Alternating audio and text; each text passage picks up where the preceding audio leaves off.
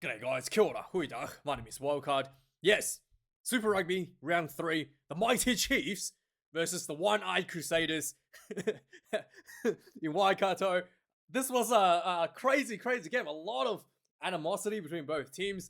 And yeah, the Crusaders actually bounced back from that embarrassing loss last week against the Brumbies and put on a good show. Put on a good show tonight for the fans. There was a lot of disappointing fans out of the Canterbury region last week. I even got messages that was probably some of the worst performances. A lot of the Crusader loyal fans has ever seen. And this week, the call is made out for them to do better, and they didn't start very well. In fact, at the beginning, I actually thought this was going to be a complete one-sided blowout for the Chiefs. The Crusaders went down like immediately, 14 points to nil. And it was looking like the Crusaders didn't really know how to tackle. Will Jordan was like throwing passes to nobody. It was just pretty bad. And then, only for the Crusaders to pull themselves together in championship quality team manner. Will Jordan was absolutely brilliant after like the first 10 minutes of, I guess, warm up. And then, yeah, he was just absolutely brilliant, carving through defenders left and right. A lot of big players stepped up. A lot of guts and grit that was shown in this Crusaders team to really push themselves ahead. It was quite close for some time, and then Crusaders just accelerated the lead, especially in the second half. There was a bit of a heated exchange between the two sides, and maybe that has something that stirred up a bit of fire or something inside the Crusaders, and that really just gave the players a bit of a boost, gave the players a bit of a wake up call to go into the second half and really come out swinging and took the lead and never looked like they were going to relinquishing it. There was a moment, obviously, like I'm talking about before the halftime, where David Havili was tipped over by, what's his name? What's this guy's name? Jared, I think? Jared, his name was? This guy. Jared? What's his name? Let's have a look. What's his name? Jared Profit, right? This was just... honestly, the referee, James Dolman, has been pretty decent throughout the game. There was a little things here and there that didn't quite pick up, but this one, I don't know how you could possibly justify this as just a penalty. So if you were to watch this, just watch this replay here. So the ball has already gone, right? This is him there. Just absolutely flips Havili on his back, almost landing on his head. Like, just watch this. He gets up, holding on his leg, and just completely dumps him, right? Now, if you did that in a traditional tackle, that should already be a yellow card. Because you've lifted the player above 90 degrees and you dropped him without, sometimes if you put the player down, even if you pick him up, might just be a penalty. You dropped him after lifting above and beyond 90 degrees, dangerously, and that should be a minimum yellow card. If the player had landed on his head, red card, 100%. Even in the case that this was a tackle, right? Now, this was not even a tackle. The game has carried on. This is just completely a retaliation to something that's completely out of the game. It is bad sportsmanship to begin with, right? And he's lifted him above, dropped him, pretty much rolled on his head. Boy, how is that not a yellow card minimum? I do not know. And what was really bad was the fact that earlier in the game, I think it was between Tupavai and Fletcher Newell, two All Blacks old mates, having a bit of a push and shove, and the referee already gave a warning to both captains that he is not tolerate any more of this shenanigans off the field, off the ball, and to do this, right? And the referee said, "Oh, he's just lifting your leg, mate. It's not a big deal. No card, just a penalty." James Dolman, oh my god, this was really bad decision for James Dolman. In fact, this should not just be a 20-minute red card. This should just be straight, like, send off, full red card.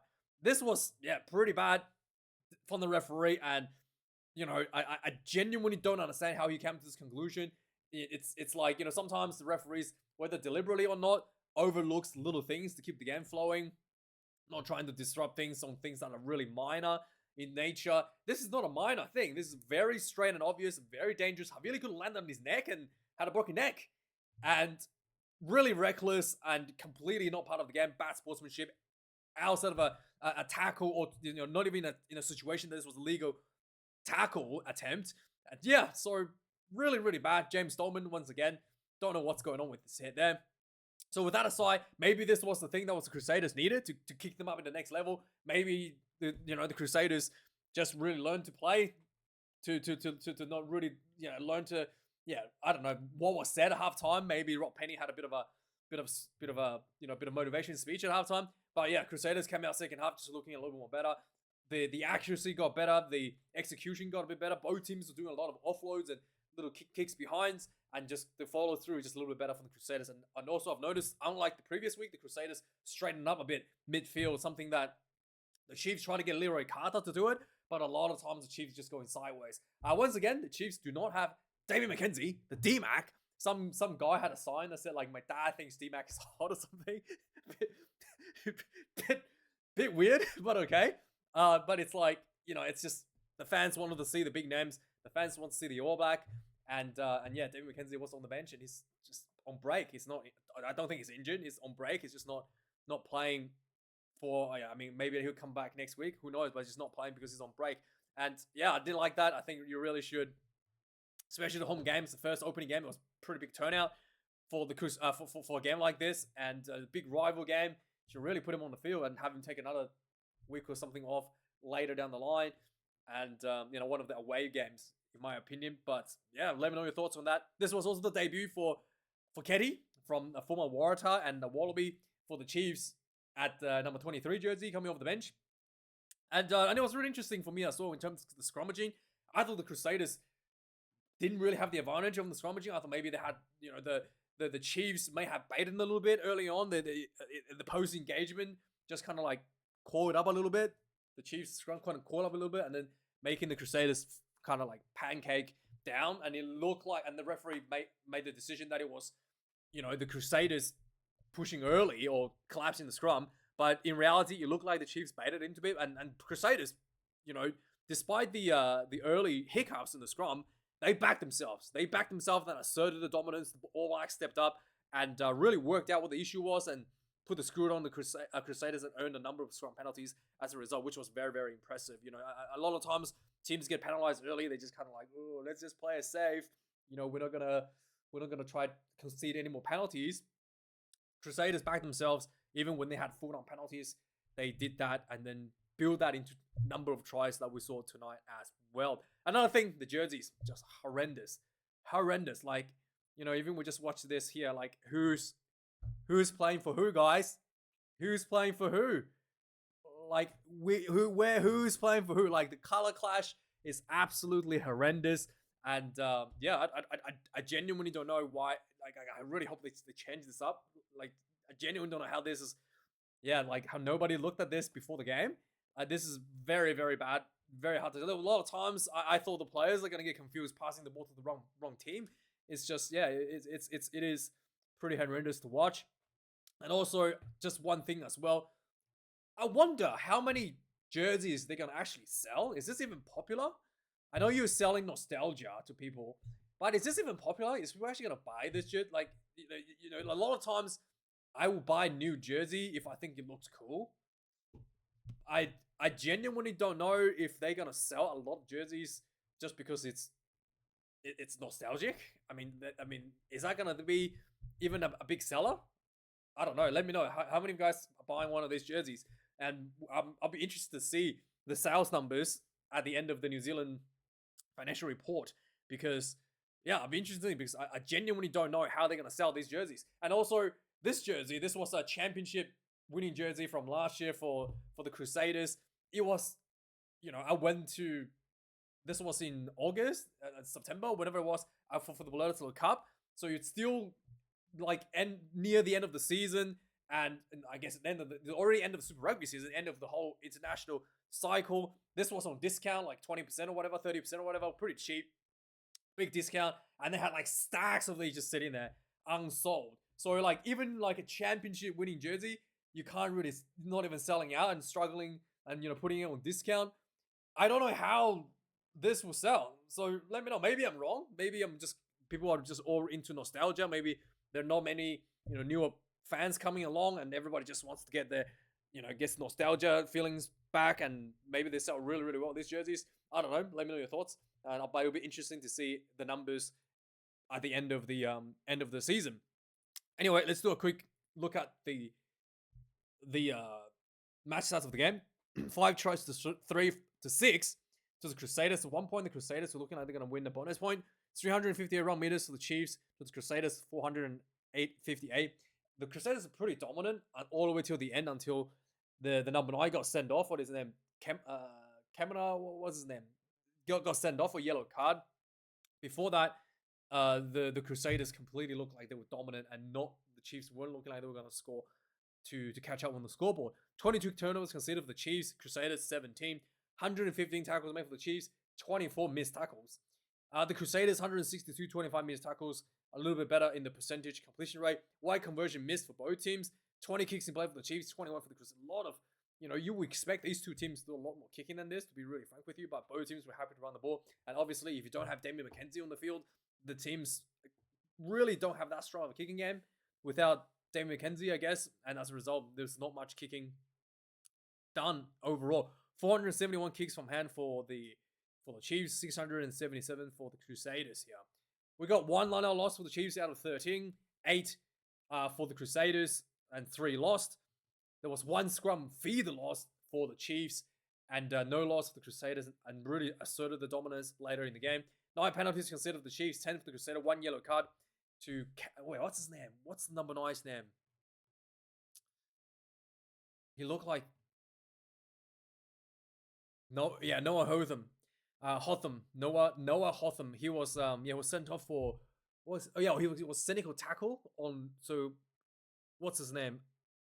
The Narawa, I think it was Narawa, did a grubber kick through, and then Hotham just like tackled him without the ball so that he couldn't get there for the recovery, and it was pretty cynical. So yellow card. I think that was the right decision there against the Crusaders. Anyway, let's have a look at the point summary for the game. 5 minutes into the game, there was a lot of penalties given away by the Crusaders. There was some nice long crash ball. There was a long ball from the line out, and a bunch of crash balls, a bunch of pick and goes, and eventually Quinn Tupaia picked and go for the try, 7 points to 0. 7 minutes in the game, there was a turnover against the Crusaders right in front of the try line. There was a lot of strong running there for the Chiefs. Sorry. So this one, the Crusaders was in front of the Chiefs try line and it got turned over. Leroy Carter ran from basically in front of his own try line through a bunch of defenders that just completely missed their tackle. And then Leroy Carter got about halfway, some good hands between the Chiefs players. And then eventually Nana Sotutu ran through for the try. 14 points to 0. 100-meter run for the Chiefs. Yeah, this was looking pretty bad for the Crusaders. 17 minutes, there was this Crusader scrum was looking pretty shaky. They got a penalty and they called for another scrum. I was a little bit surprised. I'm like, I actually got on notes here. Like, are you seriously going to go for a scrum? You haven't really got a dominance. But hey, they trust themselves. They trust the All Black big names.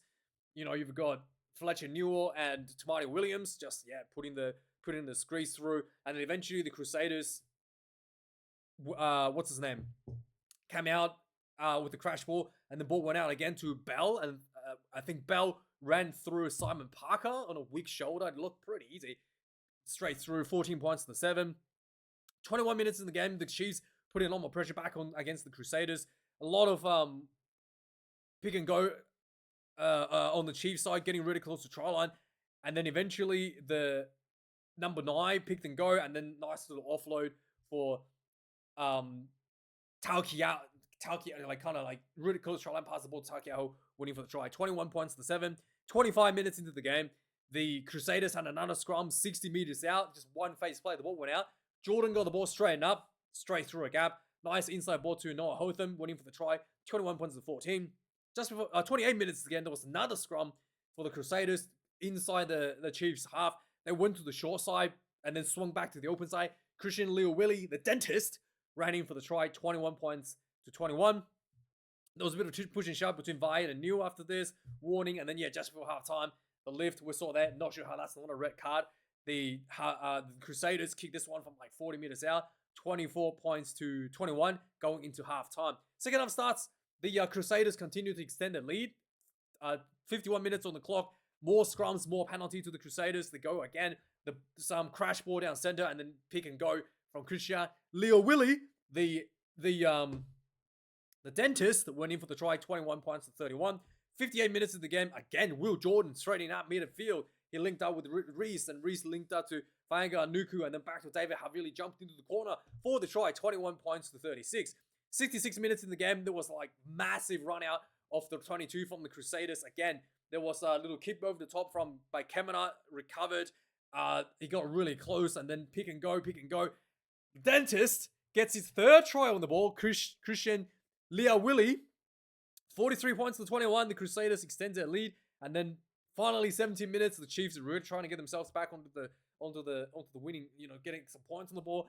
Narawa got tackled with little grubber kicks through. Hotham got sent off a yellow card, and with the play in the bin, the Chiefs finally getting themselves some space. 73 minutes. There was a line out. The ball gets overthrown. There was a nice little crash midfield, and then ball went out to Tupavai. To Quinton Tupaya.